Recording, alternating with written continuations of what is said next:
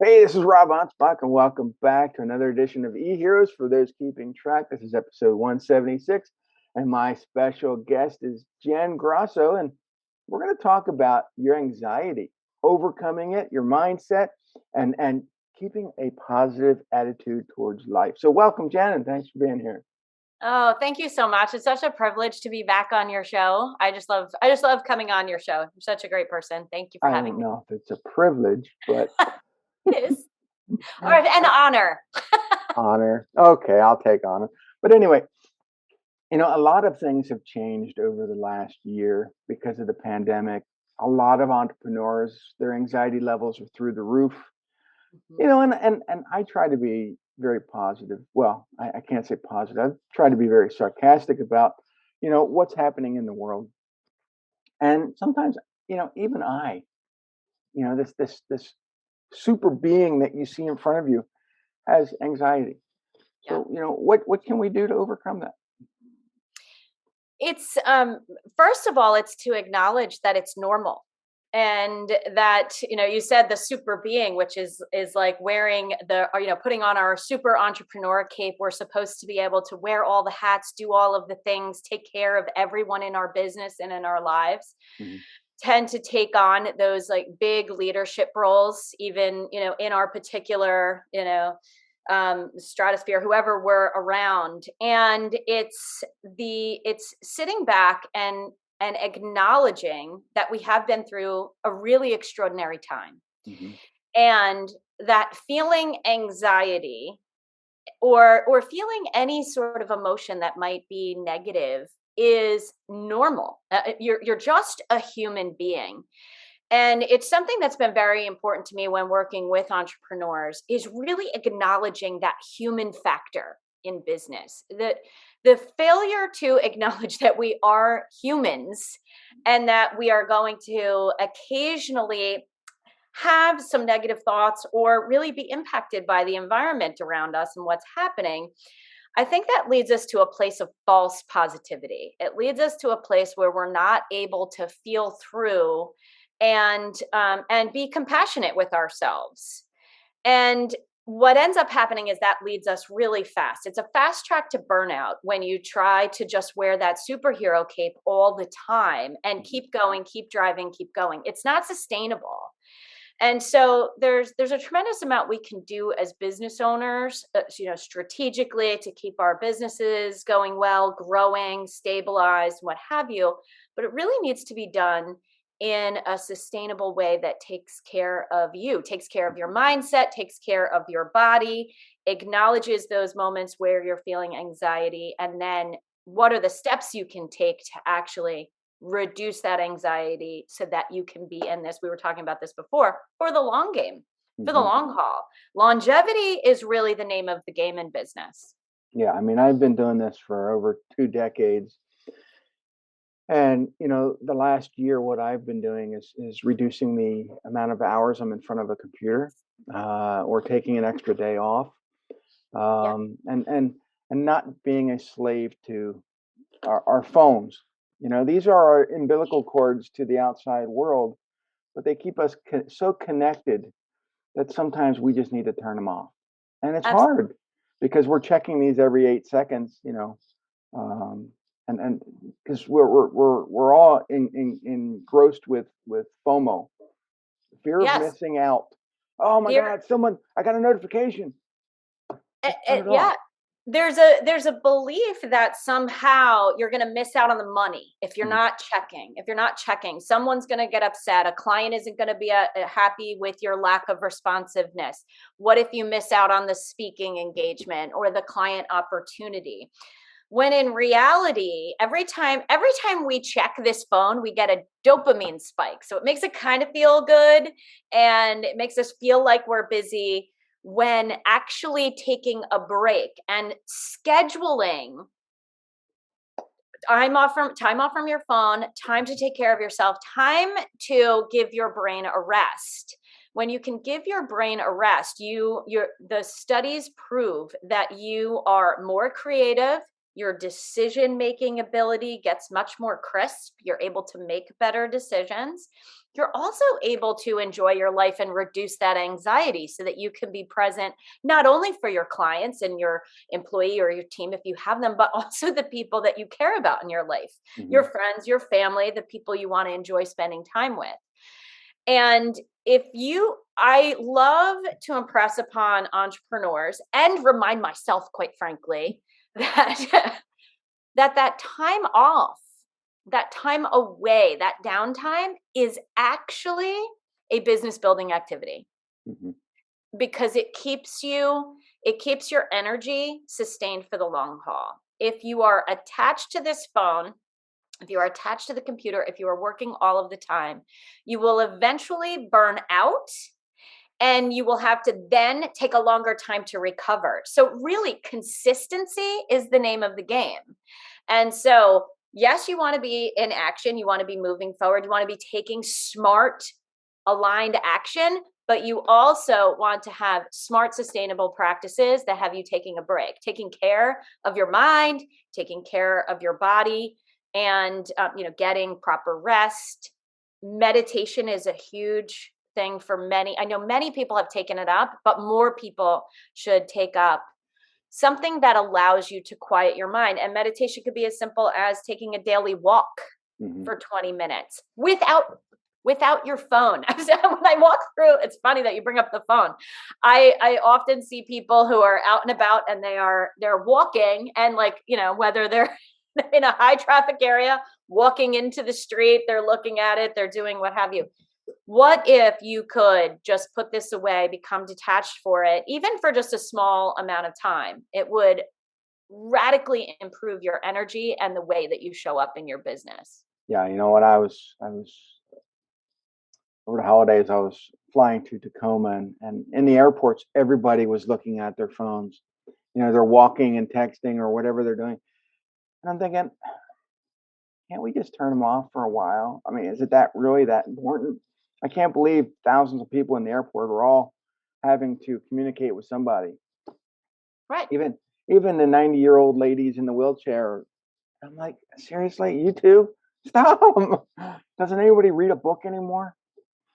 N- Not often, although I do think that there is a movement. I think that there are more people are starting to become aware Yeah. when if they allow themselves, and because of things like this, interviews like this, experts and thought leaders that are out there reminding people that it's not so healthy to be working all of Right. the time, and it's better to take a break. But I think also through the pandemic, it's been a little bit difficult for people. It's also been a distraction, something like that's a buffer, so we don't have to acknowledge things that are maybe happening that are stressing us out.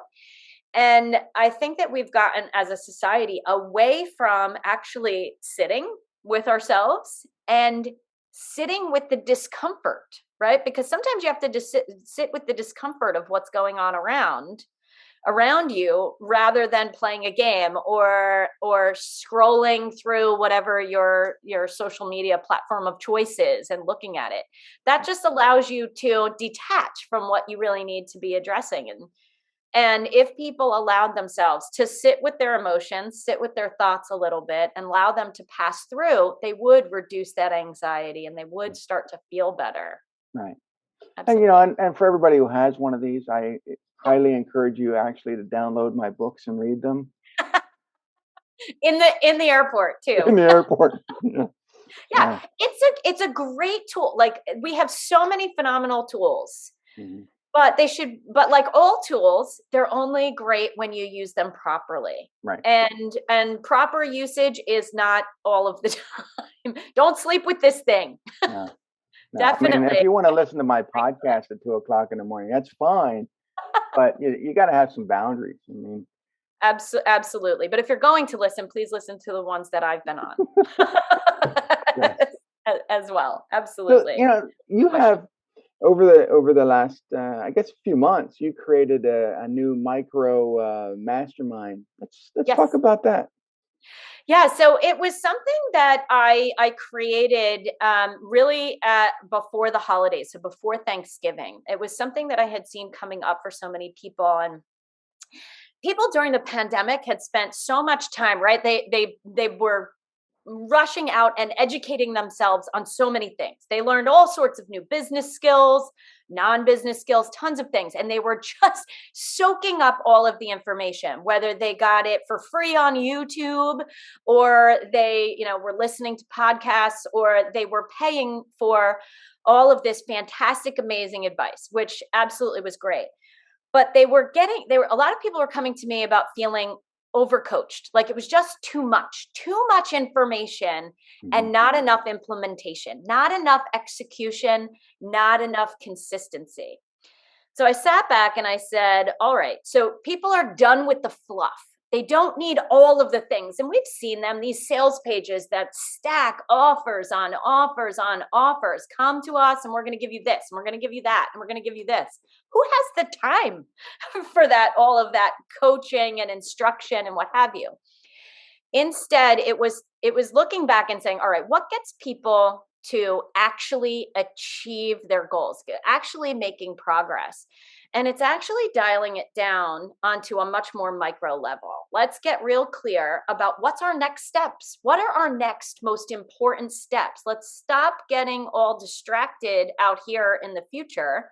Yes, we can know what our vision is, but let's talk about what are our most critical action steps that are actually going to keep us in momentum. How can I get some objective feedback quickly? Yeah, so there is an element. So what they do is they identify what their critical action steps are. They track them in a group. So they have my expertise. I have 20 years of mentoring experience. I was an attorney. I've owned multiple businesses. I've assisted business owners, executives, very high level performers. So I know a lot of what blocks them in their mindset, the self-sabotage. So how do I quickly, like with some laser coaching, once they meet once a week for 3 weeks out of the month, and we go ahead and I listen to what they're doing, what's blocking them. Let's get them out of what's blocking them quickly and into momentum. Let's get them clear. Let's build their confidence and let's get them going. And radical accountability in a community, a tight-knit community that works, is moving the ball for these people. So I did it for 6 weeks.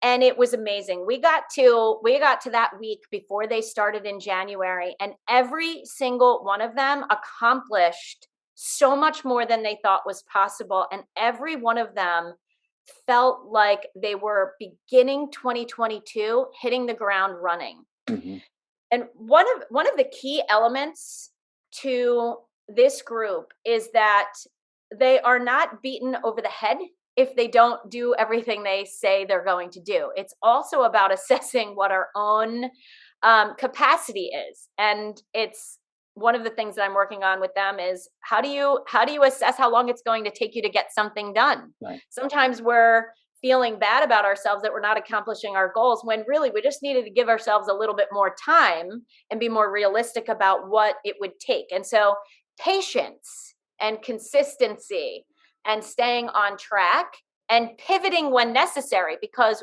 why continue on a path if it's not actually working for you?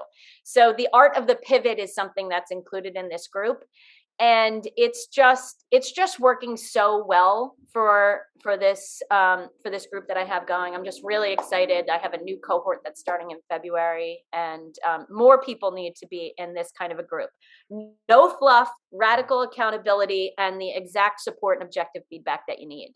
One of the things that I always teach my clients is don't rush the process, because the moment you try to rush it or skip steps or try to force something, right, you get frustrated, you get burned out, you get angry and you start blaming everybody.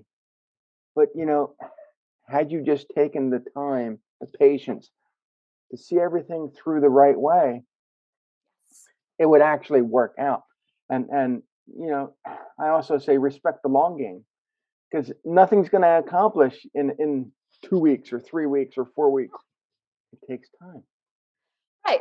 And you might, maybe there is something where you need a quick cash infusion or you need something quick. We can do that, but that can't be, you can't be on that hamster wheel all of the time of frenetic energy that really isn't getting you anywhere. You feel like you're busy and that you're doing well, but really, is it really getting you where you want to go? And I think that that's where the objective feedback and the community support comes in. Hmm. And for a lot of people who are in a growth stage in their business, right? This is not, and let me take a step back. This is not for everyone. This is not a group for newbies. If you're Right. starting out, you do need to learn. You need to learn a lot about how to run your business. This is for people who they've run a business before, or they've been in business for a couple of years. They know what to do. They just aren't doing it, or aren't doing it quite as well, and they need that extra support. They need some clarity, they need some quick feedback, and then they need to go out and execute. Hmm. And if they need some support, we also have there's a video app component of this, so they can jump in, tell people where they're struggling, and they're in a group of their peers. So sometimes they might not have access to me, but they have access to each other to support Hmm. each other. And that's really important, because being an entrepreneur is often a solo game, Right. and where you're not fully understood. And it's really, really helpful to get that extra support. Yeah, That is, nobody really understands me, but for you, it's all about the accountability. yeah, absolutely. Yes. Yeah, so it's a really great group. It's called the Bold Fire, which is the name of my business. My business is the Bold Fire Institute, and it's the Bold Fire Micro Mastermind. And what it does is it keeps you really truthfully on track and in momentum and executing on your goals, so that you're implementing all of this great stuff that you know and that you paid for all of this time. It doesn't matter what you know if you're not actually doing the things that will get you where you want to go. You And know, that's and what I this group is all about. and I like the fact that you say it's no fluff, because there's a lot of programs out there, and I won't name names, but you You can see them everywhere. Oh, I 10x this, I 10x. Look, if you haven't even 1x your business, you're not going to overnight 10x it. So, you know, don't fall for that crap. No, and it's one of those things too, where again, there are plenty of amazing coaches out there, but there are some that, one client one time, they had an unusual result with a client, and then that's the result they promised to everyone. I have always been against making those kinds of promises, even when I've been encouraged to do that by other strategists and business people, because sometimes that's not the right move. 10xing your business could actually completely stress you out. You might not have the support structure in place to handle that. That can put somebody out of business like that. That's a vanity result that's good for a coach, that doesn't necessarily create the business and the life that somebody wants. Right. Sometimes what people are coming to me is they're done with being the business owner that has all of these balls in the air, and they want to take a step back. So the win is not more revenue. The win is, how do we systematize, scale our business, and work more efficiently, so I can buy some of my time back to go do something that I love, to hang out with family, to take a trip I haven't taken in 3 or 4 years. You Those know, are and very real issues. right, and maybe the fact that even though that you own this business, maybe it's not really your passion. Maybe you are better at sales. Right. Focus on sales and hire a general manager to manage everything.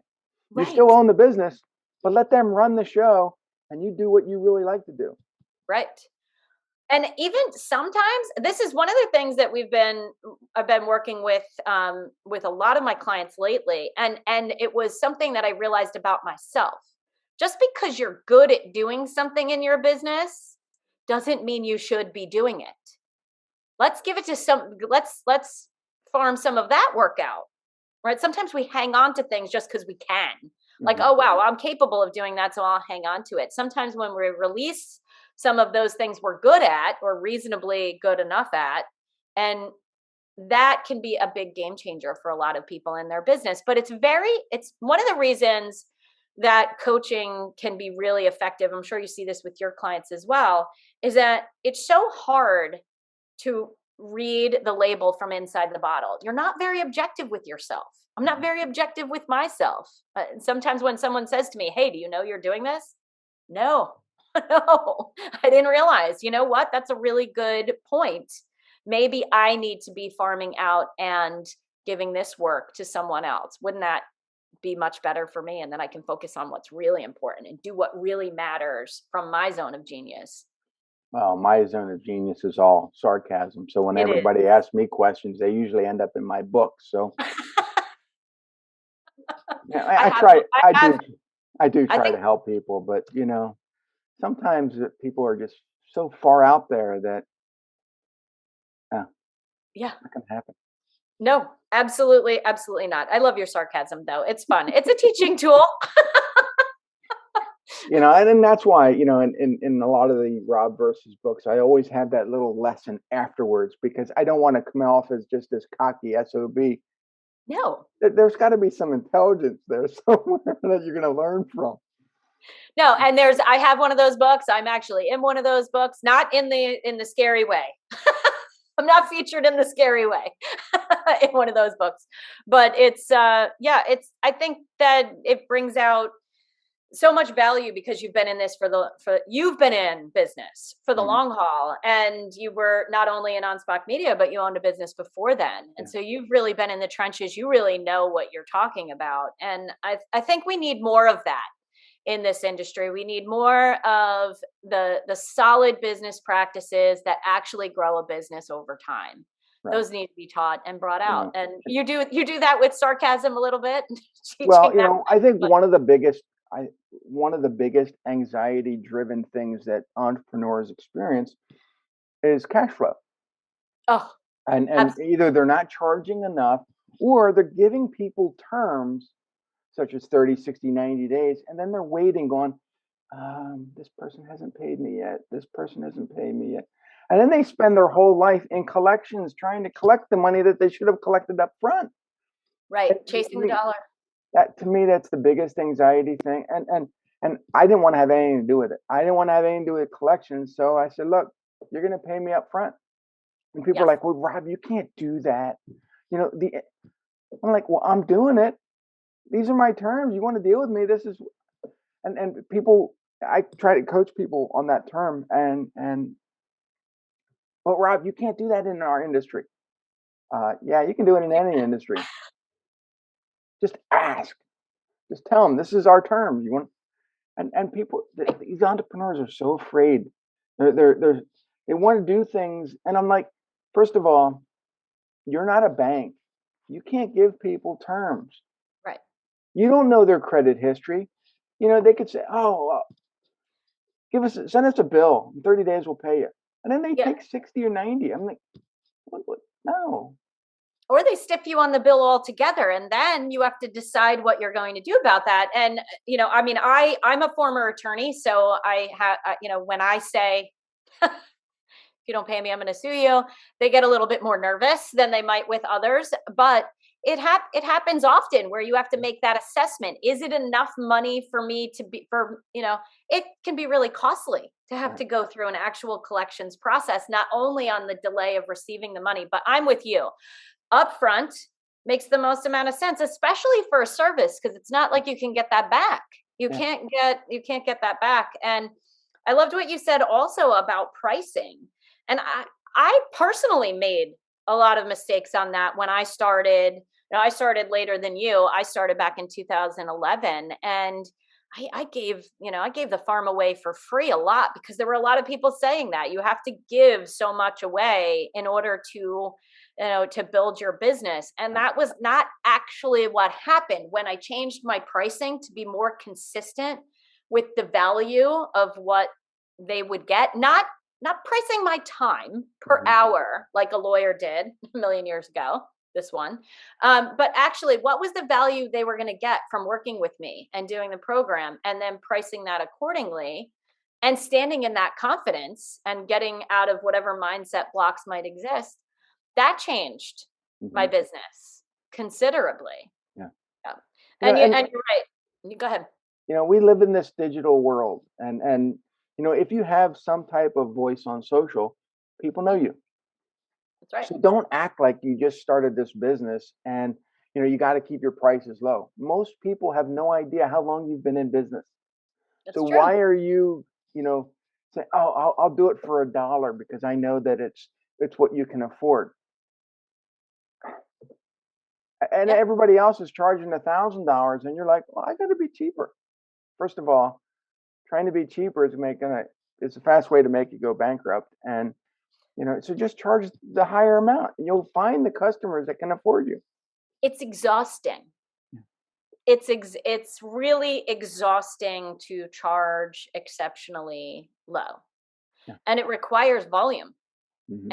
And the volume game is a rough game, and I don't think people truly appreciate what the kind of drain that can have, both on them energetically, Mm-hmm. and in their body, and that'll raise your anxiety level for sure.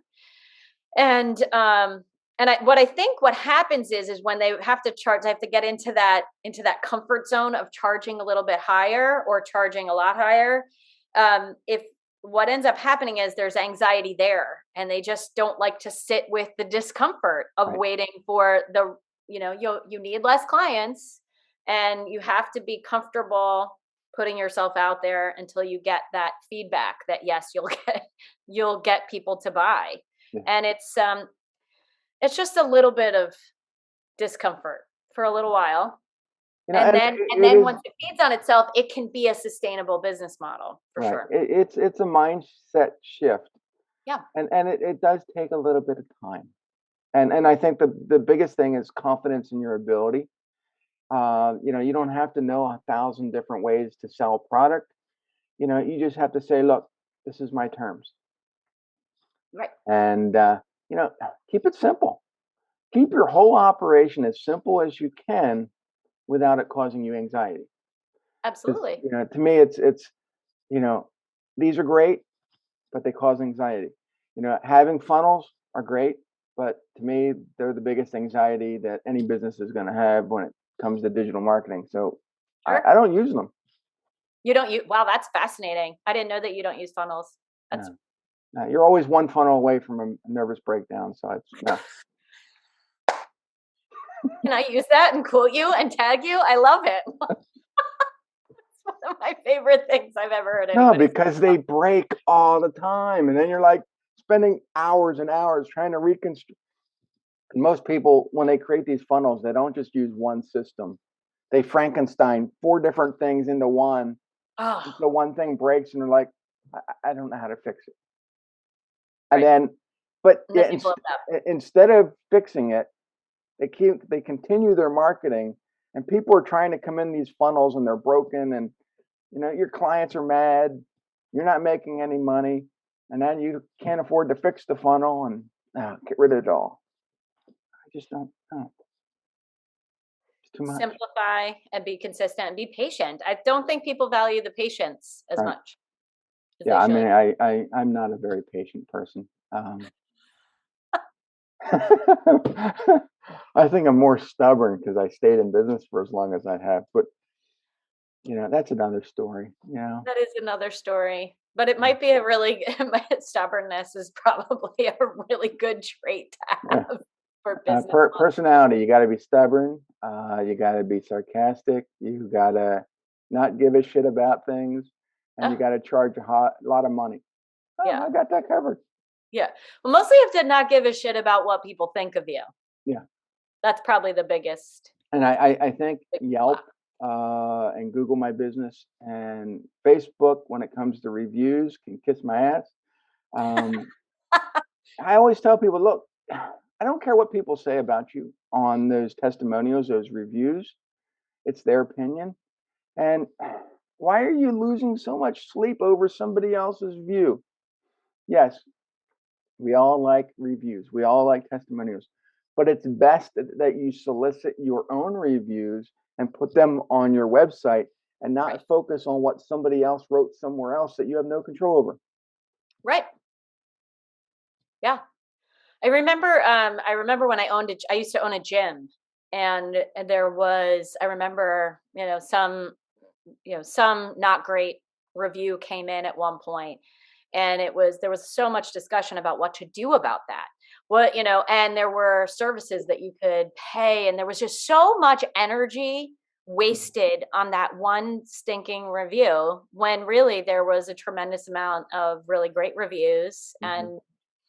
And if you just focus on what's great, and like you said, soliciting your own reviews, that's a much better use of your time, your energy. Well, I know a lot of businesses right now, restaurants, lawyers, you name it. They're taking a proactive stance and they're just suing the bad reviewers Ah, because you can't sue Google, you can't sue Facebook, you can't. They got too much money, but so you sue the people that are. And to me, that's just another anxiety-driven mechanism that's costing you time, effort, and money. well, that's as a former lawyer, I would not ever recommend that strategy. It might get you. It's like you said. It's actually a really bad use of your energy. It does. I don't think people, unless you've been through litigation, I don't think you realize how anxiety inducing it can be, and it takes a long time often to do that. Yeah. And what a bad strategy. Yeah, solicit your own solicit your own testimonials and focus on the good. Yeah. And also, if you weren't on this thing so much, you wouldn't be looking at those reviews as much, Hmm. stressing yourself out so much. So, how do people find you? I know that you had said that you had mentioned your business early on. Yes. Yes, they can find me. They can find me at boldfireinstitute.com. They can find me on Instagram at jengrosso.co. That's the best place to find me there. And you can find me on LinkedIn as well. Jennifer Grosso on LinkedIn as well. It's a great place to find me. I have a Facebook group which includes people who are entrepreneurs, executives, people who consider themselves high performers. It's called The Lab for Mind, Body, and Business Breakthroughs. And I do interviews inside there, offer tips. And it's really about, again, bringing that human factor back to business. How do we create a solid, sustainable business? And do so in a way that gets us out of our head, takes care of ourselves as human beings, and has solid strategy for your business moving forward. And I don't pretend to know everything about business, and that's why I bring in experts that have a clue. We were talking about cash flow before. Last night I had an interview with someone, Pam Pryor, amazing person.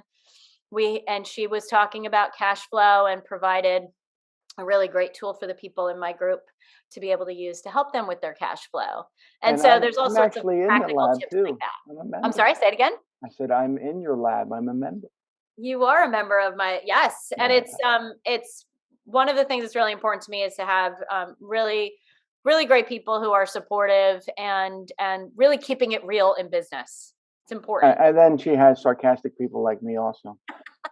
Oh yes, you keep it fun and light, which is also important. We should be having fun in our businesses and Yeah. enjoying the process. Because sometimes, a meme war is the best thing that you can have in a group.